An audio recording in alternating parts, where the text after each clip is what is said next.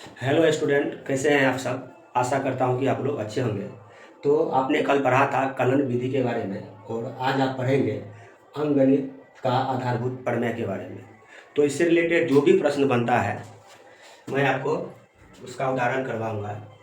देखिए, अंकगणित के आधारभूत प्रमेय के अनुसार इसमें दिया हुआ है कि जब किसी एक भाज्य संख्या को आप अभाज्य संख्याओं के गुणनफल के रूप में व्यक्त कर सकते हैं। अगर कोई आपसे पूछ दे बताइए अंकगणित का आधारभूत प्रमेय क्या है, आपको बोलना होगा कि अंकगणित के आधारभूत प्रमेय के अनुसार किसी भाज्य संख्या को आप एक अभाज्य संख्याओं के गुणनफल के रूप में व्यक्त कर सकते हैं। तो देखिए हम कैसे व्यक्त करेंगे, क्वेश्चन के माध्यम से समझते हैं। क्वेश्चन है कि अंकगणित के आधारभूत प्रमेय द्वारा निम्न संख्याओं का एलसीएम तथा एचसीएफ ज्ञात करें। और ये पांचों का पांचों प्रश्न मैं आपको अभी करवाऊंगा और इससे रिलेटेड जो भी प्रश्न आपको एक्सरसाइज में बनता है, प्रश्नावली बनता है, वो सब आप बनाएंगे। तो ध्यान दीजिएगा, ये पहला प्रश्न है 26 और 91 है।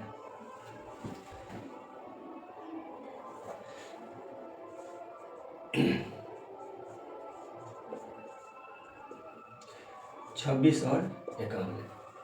तो इसे देखिए अभाज्य संख्या के रूप में व्यक्त करने के लिए आप ये चीज़ बचपन से ही करते आ रहे हैं। जैसे 26 है, आप दोष लगाइए, ये 13 बार लगेगा। अब ये जो है और लगने वाला है नहीं, आप जो कहते हो छोड़ सकते हैं। उसके बाद देखिए 91 है, तो देखिए ये 2 से लगने से रहा, 3 से भी नहीं लगेगा और ना ही 5 से, ये डायरेक्टली 7 से लगेगा। 13 सत्ते 91, यानी 26 को आप लिख सकते हैं 2 गुना 13 और 91 को लिख सकते हैं 7 गुना 13। और ये सब चीज़ ना दिया हुआ है, हम अपने मन से नहीं लिखे। इसलिए LCM ऑफ 26 91, मतलब 26 91 का LCM क्या होगा। और HCF ऑफ 26 91, मतलब 26 91 का HCF क्या होगा। तो ध्यान दीजिएगा, HCF का हिंदी मोह होता है। मोह, थोड़ा ये चीज़ आप माइंड में रखिएगा, मिलने वाला शब्द, मतलब क्या, जो मिलेगा वही इसका आंसर आएगा। बताइए, इसमें 13 कॉमन है, इसलिए इसका जो HCF है वो 13 हो जाएगा। समझ रहे बात को। HCF यानी मोह में जो मिलेगा उसी को लिखना है। जैसे दोनों 13 है तो 13 को लिख देना है। अब देखिए LCM यानी लॉसवा में जो मिल रहा है वो तो लिखना ही है, ठीक है। 13 मिल रहा है, 13 को लिखना ही है। उसके बाद जो नहीं मिल रहा है उसको भी लिखना होता है। तो ये हो जाएगा 2 गुना 7, यानी 13 दूना 26 गुना 7, तो ये हो जाएगा 6 सत्ते 42, 2 सत्ते 14 और 4 18। दूसरा प्रश्न है 510 और 92। तो 510 को आप अभाज्य गुणनखंड के रूप में व्यक्त करने के लिए आपको ये करना पड़ेगा। जब आप 2 से लगाइएगा तो 25 गुना 50 हो जाएगा और 2 पंचे 10 हो जाएगा। फिर आप 2 5 7 5 12, जब आप 3 से लगाइएगा 3 8 24, 3 5 15 हो जाएगा।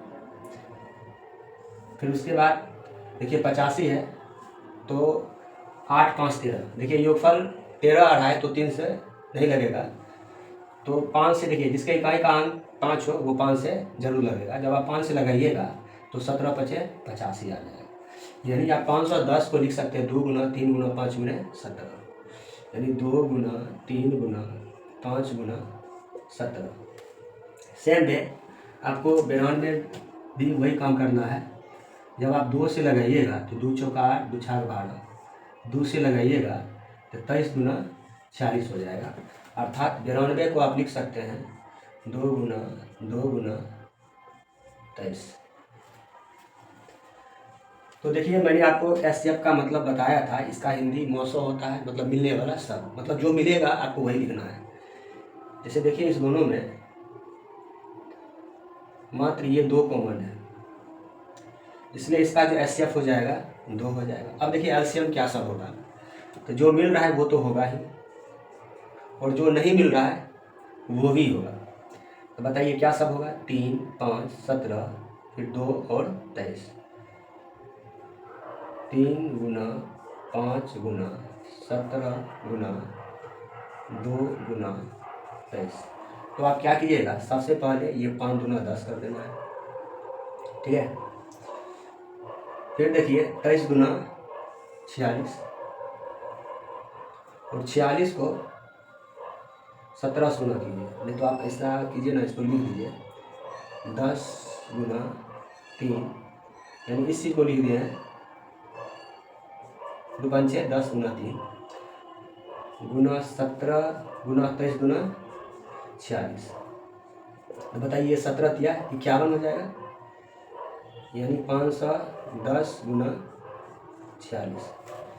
जब आप 510 को 46 से गुना कीजिएगा, देखिए 0 है तो 0 आएगा, 1 6 में 6, 5 6 का 30 हो जाएगा, फिर 0, 1 चौका 4, 5 चौका 20 हो जाएगा, 0 6 4 3 2, यानी ये हो जाएगा 23,460। तो इस टाइप से इसका जो एचसीएफ है 2 हो जाएगा और एलसीएम 23,460 हो जाएगा। इस संख्या 3 है 36 48, 36 है और 48 है।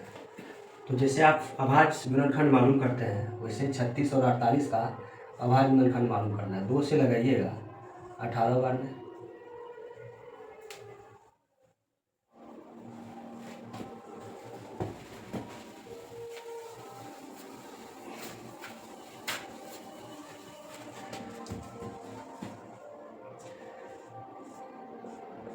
फिर 2 से लगाइएगा 9 दूना 18, 3 से लगाइएगा 3 तिया 9। सेम में देखिए 48 है, 2 से लगाइएगा ये 24 बार में लगेगा, 2 से लगाइएगा 12 बार में, 2 से लगाइएगा 2 4 12, 2 से लगाइएगा 2 तिया 6, यानी 36 को आप लिख सकते हैं 2 गुना 2 गुना 3 गुना 3, और आप 48 को लिख सकते हैं 2 गुना 2 गुना 2 गुना 3, यानी 2 का पावर 3 हो जाएगा और 3 का पावर 1 हो जाएगा। और 36 में जो है 2 का पावर 2 हो जाएगा और 3 का पावर 2 हो जाएगा। तो देखिए कभी कभार बिहार बोर्ड में इस टाइप का प्रश्न भी पूछ दिया जाता है कि 36 में जो इसका अभाज्य गुणनखंड है उसके घातों का योगफल क्या है। तो बताइए 36 का अभाज्य गुणनखंड ये रहा और इसके घातों का योग क्या हो जाएगा, 2 + 2 4 हो जाएगा। सेम वे 48 के अभाज्य गुणनखंड में घातों का योग क्या होगा, देखिए 2 का पावर 3 है और 1 है, यानी घात 3 है और 1 है, जब जोड़िएगा 3 और 1 को 4 हो जाएगा, ठीक है। तो इस टाइप का भी प्रश्न पूछ दिया जाता है। तो ध्यान दीजिएगा, आपको एससीएफ में मैंने बताया था जो मिलेगा वही आंसर में आएगा। बताइए 2 यहाँ भी है 2 यहाँ भी है, तो 2 आ जाएगा। उसके बाद देखिए और कुछ मिल रहा है, 2 यहाँ भी है फिर 2 यहाँ भी है, ये भी आ जाएगा। उसके बाद देखिए 3 यहाँ भी है और 3 यहाँ भी है, तो ये भी आ जाएगा, यानी 2 दूना 4 तिया 12 इसका एचसीएफ हो जाएगा। और 36 और 48 का जब हम एलसीएम मालूम करेंगे तो जो मिल रहा है वो तो लिखना ही है, मतलब ये सब लिख देना है 2 गुना 2 गुना 3 गुना, अब जो नहीं मिल रहा है उसे भी लिखना है। तो बताइए क्या सब नहीं मिल रहा है, ये 3 नहीं मिल रहा है और 2 नहीं मिल रहा है, तो इस 3 और 2 को भी लिख देना है। तो बताइए ये हो जाएगा 2 दूना 4, 3 तिया 9 दूना 18, यानी 4 गुना 18, तो ये हो जाएगा 18 चौका 72, ठीक है। एक तरीका ये है। देखिए इसमें दूसरा भी तरीका है, और ये दूसरा तरीका देखिए इससे बहुत सटीक मेथड से बनता है ये, ठीक है। तो आपको करना क्या है, जब भी आपको एचसीएफ मालूम करना हो तो आप मिनिमम घात वाला को लिखिए। जैसे हम इसका एचसीएफ लिख रहे हैं तो ध्यान दीजिएगा, बताइए 2 का पावर 3 और 2 का पावर 2 में मिनिमम घात क्या है, मिनिमम घात 2 है और मैक्सिमम घात 3 है। लेकिन मैंने अभी आपको बताया है जब भी आपको एचसीएफ मालूम करना हो तो आप मिनिमम घात को लिखिए। बताइए इस दोनों में मिनिमम घात दो का घात 2 है, ये आ जाएगा गुना। अब देखिए इसमें और इसमें मिनिमम घात क्या है, 3 का पावर 2 है, 3 का पावर 1 है। इस दोनों में जो मिनिमम घात है 3 का पावर 1 है, इसलिए 3 का पावर 1 हो जाएगा। तो 2 का पावर 2 4 गुना 3 यानी 12। देख रहे हैं, एक तरीका ये भी है। अब दूसरा देखिए, जब इसका हम एलसीएम मालूम करेंगे तब क्या करेंगे। तो आपको मैंने अभी जस्ट बताया, जब भी आपको एचसीएफ मालूम करना हो तो मिनिमम घात को लीजिए, और जब आपको एलसीएम मालूम करना हो तो मैक्सिमम घात को लीजिए। जैसे देखिए, जब हम इसका एलसीएम मालूम करेंगे तो बताइए इस दोनों में मैक्सिमम घात क्या है, 2 का पावर 3 गुना। अब इस दोनों में देखिए मैक्सिमम घात क्या है, 3 का पावर 2, 2 का पावर 3 8 हो जाएगा, 3 का पावर 2 9 हो जाएगा, और ये 8 9 72। यानी एलसीएम और एचसीएफ निकालने का एक मेथड ये भी है, जैसा आपको अच्छा लगे। हो सके तो आप दोनों नोट कर लीजिए। अब प्रश्न संख्या 4 है, 6 और 20 है, 6 है और 20 है। अब 6 और 20 को आप ऐसे भी लिख सकते हैं, 2 गुना 3 2 दूना 4 5 20। मतलब आपको आवाज गुणनखंड करने की जरूरत नहीं है, वैसे आप शो करने के लिए इसको लिख सकते हैं। 6 है, आप 2 लगाइए 3 बार में, 20 है 2 लगाइए 10 बार में लगेगा, 2 लगाइए 2 5 10। आप ऐसे लिख सकते हैं। अब देखिए इसका एलसीएम जो है 6 और 20 का, और एचसीएफ है 6 20 का। बताइए एचसीएफ क्या होगा, मिलने वाला सब, जो मिलेगा वही। बताइए इस दोनों में केवल ये 2 मिल रहा है। अब बताइए इसके एलसीएम में जो मिल रहा है वो तो होगा ही, जो नहीं मिल रहा है उसको भी लिखते हैं। मतलब 3 को भी लिखेंगे, 2 को भी लिखेंगे और 5 को भी लिखेंगे। बताइए 2 तिया 6 पता ही 60 हो जाएगा इसका एलसीएम, और एचसीएफ इसका 2 हो जाएगा। अब देखिए इसका लास्ट प्रश्न 5 है, 20 और 36 है। 20 आप 2 से लगाइएगा तो 10 बार में, 2 से लगाइएगा 5 बार में। 36 है, आप 2 से लगाइएगा 18 दूना 36, 2 से लगाइएगा तो 9 दूना 18, 3 से लगाएगा तो 3 तिया 9। यानी आप 20 को लिख सकते हैं 2 गुना 5, और 36 को लिख सकते हैं 2 गुना 3 गुना 3। तो बताइए इसका एचसीएफ क्या होगा, जो मिलेगा वही 2 आ जाएगा, इसमें फिर 2 आ जाएगा। अब देखिए एलसीएम क्या होता है, जो मिल रहा है वो तो आएगा ही, और जो नहीं मिल रहा है उसको भी लिखते हैं। यानी 5 नहीं मिल रहा है और ये 3 नहीं मिल रहा है, यानी 5 गुने 3 गुने 3। तो बताइए ये तो 2 5 10, 3 तिया 9 दूना 18, यानी ये 180 आ जाएगा। ठीक है, तो इस टाइप से मैंने आपको पाँचों का पाँचों प्रश्न करवा दिया है। देखिए यहाँ से एक और कॉन्सेप्ट क्लियर होता है, जो मैं अभी आपको शो कर दूंगा, दिखा दूंगा, कि दो संख्याओं का गुणनफल उसके एलसीएम और एचसीएफ के गुणनफल के बराबर होता है। तो बताइए ये दो संख्या क्या है, 20 और 36 है।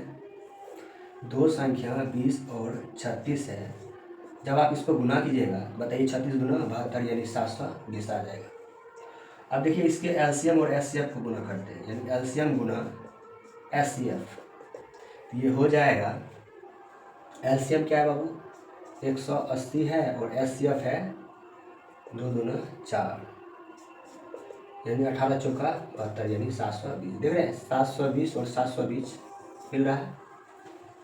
तो आपको लास्ट में जो है ऐसे पॉइंट करके लिख लेना है कि दो संख्याओं का गुणनफल उसके एलसीएम और एचसीएफ के गुणनफल के बराबर होता है। तो मान लेते हैं वो दो संख्या ए और बी है, इसका गुणनफल इसके एलसीएम और इसी के एचसीएफ के गुणनफल के बराबर होता है। और मैं नेक्स्ट वीडियो में इस पे आपको 5-6 प्रश्न करवा दूंगा। थैंक यू, मिलते हैं आगे नेक्स्ट वीडियो में।